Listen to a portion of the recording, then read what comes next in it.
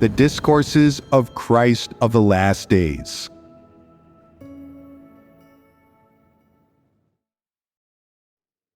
Words on other topics. Excerpt. God's assessment of Job is recorded in the Old Testament. There is none like him in the earth, a perfect and an upright man, one that fears God and eschews evil. In the last days, God not only bore witness to the fact that Peter truly loved him, but also to the fact that Job was a person who had true faith in him. And God requires that his chosen people must at least have the faith of Job if they are to follow him to the end. In your imaginings, and within the scope of the limited texts that you understand, what kind of person was Job? Was he a good person? In what ways was this primarily manifested? Firstly, he was a man who feared God, and he never did evil. This is the primary manifestation and mark of a good person. Furthermore, he was principled in his conduct, and principled in how he treated his children and family. He did not try to cover up his children's faults, and he prayed to God and entrusted his children to him, which showed people that his attitude toward his children was completely correct and in accordance with God's will. What do you think it would be like as children to have a father like that? Wouldn't it make you feel happy? But what were Job's friends like? When Job was faced with trials and tribulations, how did his friends treat him? None of them could understand him, and moreover, they judged him. You offended God, and He has cursed you. Look at where your belief in God has gotten you. How pitiful. Even Job's wife said, "Do you still retain your integrity? Curse God and die." During this time of extreme suffering, that was how Job's friends and wife treated him, which caused him immense harm and pain. But there were very few people who understood Job. This is true. When we read Job's story now, we feel that it is, in fact, people like Job who are the most reliable and trustworthy, and that this kind of person is a truly good person. They will never deceive or harm you, and they'll always adhere to principles in the way that they treat you. If you are a correct person, they won't condemn you or say nasty things about you just because you do one bad thing, or because other people speak ill of you. They won't go against the facts and speak in a crooked way to falsely accuse people.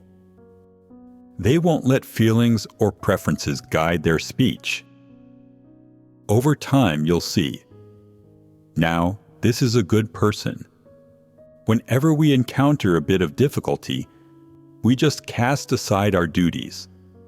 But they never forsake the name of God, no matter how great the trials and tribulations they face. No wonder God likes this kind of person.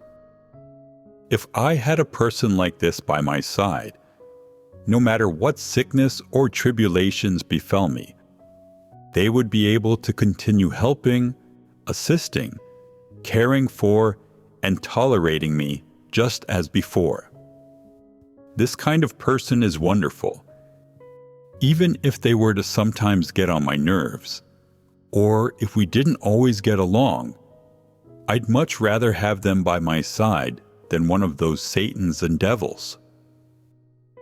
Typically, Satans and devils will outwardly say, "You're so great. I love you and care about you so much." But as soon as you encounter some trouble, they'll ignore you. And that's when you'll realize what a good person is and what a reliable person is. Only those who are trustworthy and fear God and shun evil are truly good people, and good people are so precious. It would be wonderful if you had a dozen people like Job by your side, but now you have none. At this time, you'll feel just how rare a good person is. Everyone needs a good person like this. Everyone likes righteous and benevolent people, people with kind hearts, who act in a principled manner, who have a sense of justice, who fear God and shun evil, and who are worthy of trust. When you are beset by tribulations and illness, when your heart suffers the most, what kind of person do you need by your side? Do you need someone who speaks false and honeyed words? Do you need someone who judges, condemns, and criticizes you? What kind of person do you need the most then? You need a person who can show sympathy for your difficulties and console you, who can listen to you talk about the pain in your heart, and then help you to emerge from your negativity, weakness, and suffering. This person can help you. They won't laugh at you or kick you when you're down, and they won't turn a blind eye to your difficulties. That is, if you need them to comfort you, and you have difficulties, times of weakness, and private problems, you can share these things with them, and they won't spread them around behind your back, mock you, ridicule you, or make a mess of your personal affairs. They can approach your difficulties, weakness, negativity, and the weak parts of your humanity correctly. Isn't it principled to approach these things correctly? Aren't these manifestations of a good person? This kind of person can understand you, tolerate you, and care for you.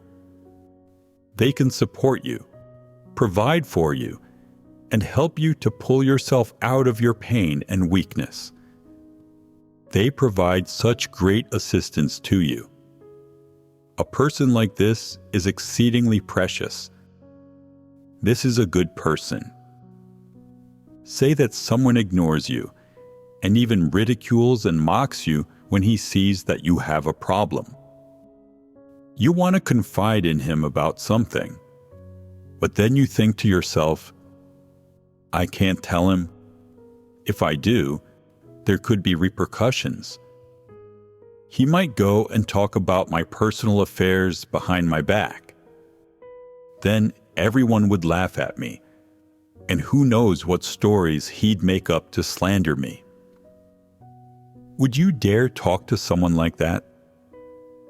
You'd have no idea exactly what he'd be capable of doing. Not only might he not help or support you, he could make a mess of your personal affairs and deceive and harm you. Would you dare confide in him? At this time, you'd realize just how important, valuable, and precious good people are, and that there is more value in being a good person than in being any other kind of person. Even your parents might not truly understand your difficulties and needs when you are suffering and in pain, and they won't be able to console you. There are some children who work hard and take on jobs outside the home. In particular, some women have to curry favor with their bosses, or even sell their bodies to make a bit of money. And their parents never ask about how hard it is for their children to work outside the home, or how difficult it is for them to make money. They even complain if their children don't bring a lot of money home, and compare them to others. How does this make their children feel? Their hearts sink. They feel the world is such a dark place, and that even their own parents are this way, and wonder how they're going to go on living. That's why you must be a good person. Everyone needs a good person. And how do good people come about? Do they just fall out of the sky? Do they sprout from the ground? Is there some animal out of which they evolve? Are they products of the education of high-ranking schools? Or products of ascetic religious cultivation? No, none of these explanations are correct. All of them are absolutely impossible. One can only become a good person by following God, practicing the truth, and accepting God's salvation. Good people do not arise through the sudden transformation of corrupt humans. People must believe in God and receive His salvation. They must pursue the truth, obtain the work of the Holy Spirit, and be made perfect in order to become good people. Everyone needs a good person by their side as a friend and confidant. Tell me, does God need them too? God needs good people, and people need good people too. What effect will understanding this matter have on you? You must have this resolve and this desire to strive to become a good person. If you say, "Being a good person is difficult and tiring, but I must have the resolve to strive toward becoming one." People desperately need good people, and I also need good people. So I'll become a good person myself first, and assist and support others, endeavoring to help God gain more good people. Then this is correct. If everyone strives to be a good person, then there will be hope for humankind. You might say, humanity is so corrupt and evil. It's no use if only a couple believers in God are good people. They'll still be pushed around because there are too many evil people. This is a foolish thing to say. You believe in God to attain salvation. If you become a good and righteous person, God will bless you. No matter how evil and corrupt humans are, God has ways of dealing with them. People do not need to worry themselves about this. You only have to focus on pursuing the truth and attaining God's salvation. This is what accords with His will. Only 8 people were ultimately saved when Noah made the ark. All those who did not believe God's words and did not walk the right path were destroyed in the end by God's flood. This is a recognized fact. Why is it that you cannot recognize God's almightiness? Why can you not recognize that God is a righteous God? When God concludes His work, no matter how many people attain salvation, this age must come to an end. The great disasters must descend, and God will resolve all of these problems. You pursue the truth and become a righteous person for your own sake. It benefits you, and it benefits others. Some people say, "The good do not get what they deserve." But this is incorrect.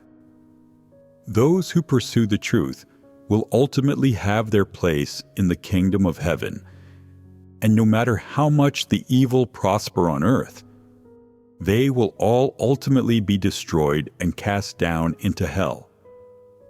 So, both the good and the evil get their just deserts, do they not? What does it say in the Bible? "My reward is with me, to give every man according as his work shall be." The things that Job did, which are recorded in the book of Job, actually take up very little space. They are very simple, and there aren't very many of them. But you should be able to seek out clues within Job's actions and find Job's principles and path of practice for being a good person. First of all, what was Job's principle regarding his treatment of his children and those closest to him? It was to not depend on his affections, but to adhere to principles. He was not going to sin against God because of the things that happened. This was the first criterion of his fearing God and shunning evil. It began with his treatment of his own family members. Secondly, there was his treatment of his assets. Job knew that, although his assets were mere worldly possessions, they came from God and were that which God had bestowed upon him and with which God had blessed him. People should manage and look after these things carefully and well. Looking after them well does not mean greedily possessing or enjoying them, and it does not mean living for these things. It means thanking God for them, seeing the orchestrations of God's hands and His sovereignty within them, and knowing God through these things. When people know God, they are then able to submit to His sovereignty, and this really is the most crucial criterion for being a good person. If you can adhere to principles when dealing with others, but you are unable to submit to God, then are you really being a good person? No, you aren't. Furthermore, in his treatment of God's sovereignty and arrangements, Job was able to submit to all of God's sovereignty and arrangements. God's arrangements include his deprivation and his trials. Sometimes God deprives, sometimes he tests. What do his trials include? Sometimes he may make you ill or cause some adverse circumstances to occur within your family. Or he may cause you to encounter some difficulties and prunings and be chastened, disciplined, judged, and chastised by him in the course of performing your duty. These are all God's arrangements. And how should you approach them? If you cannot submit to them, and you constantly want to escape from them, then you are not experiencing God's work. Additionally, people must be loyal in how they approach their duties. They must demonstrate their loyalty. What does loyalty mean here? It means offering up all they are capable of and all they possess. That is loyalty. This is the standard for being a good person. If among you now there were just one person like Job, no need for more, just one, then you'd have a pillar among you. When something befell you, they would serve as your role model at all times. You'd only have to do as they did, and over time you'd change. You'd keep improving, from your thoughts to your actions, from seeking the truth to practicing it. Your state would rise straight up, moving in a positive direction, allowing you to embark on the right path of belief in God. After experiencing God's work for some number of years in this way, you too would be able to fear God and shun evil like Job, and become a perfect person.